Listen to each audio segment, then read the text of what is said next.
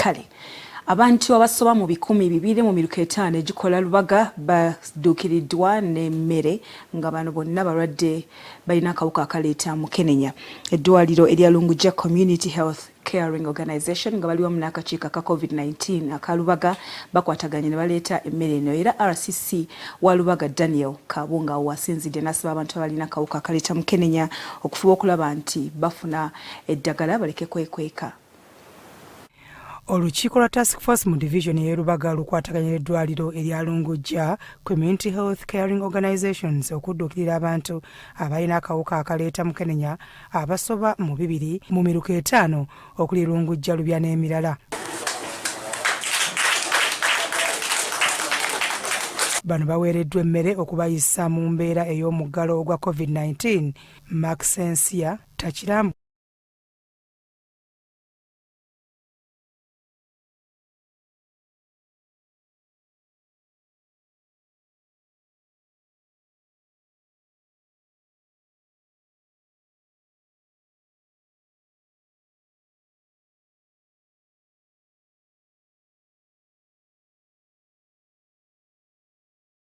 okuvaayo bakyoga naye katugera kuba ffeffetta nti kano ke tuyitamu tuweereza ne message okubagamba nti mujje tubayambe era ssebo omwezi guno oguggwako tuwezezza abantu abawere 15 betunonedde eddagala gye balina okulinona kubanga tebasobola kutuukayo lwa lockdown ate abamu bali eyo batidde era abala batidde n'okumira eddagala nabo tugezaako bakansiringa so ssebo era yemu ku nkola yaffe mu project eno tulina okwidentifyinga abantu abo batuwe kaadizi zaabwe gye bajja eddagala tulibaleetere.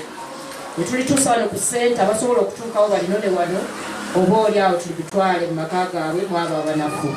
RCC wa Lubaga Daniel Kabunga Sentamu awabudde abalina akawuka ka mukenenya bonna obuteekweka n'okutuuka okuva ku ddagala mu kiseera kino olw'okutya okubamanya. Bantu bangi ate balemeddeyo ate nga bakisi ye abasinga akola ki? Abamanyi balemeddeyo olw'okutya banaadaba batya. Akantu ako kabi nnyo. Ku ssaawa ya leero singa aba COVID nabo tubali tugamba nti babeere eyo singa ekirwadde kibunye. Naye singa olumbe naffe tulukwata nga bulaba COVID bwe tukuzuula vaayo. Akasizza nti mu ssabbiiti emu yokka bagenda kuba bamaliriza okugabira ebitundu byonna ebitannaba kufuna mmere mu Lubaga. Mu liiso tusase ne tusaka ne tuyambako eyo gavumenti emmere gyetannaba kutuuka. Naye nga tubakakasa ffe mu Lubaga within 1 week tugenda kuba nga tumaliriza kugaba emmere. Mu wiiki esigadde wakati wenjogerera tuguzayo najja nankumbi 1 tulimu najja nankumbi 2 then ne side 1 Lubaga tugenda kubanga within 1 week tujja kubanga tukoze ekyo.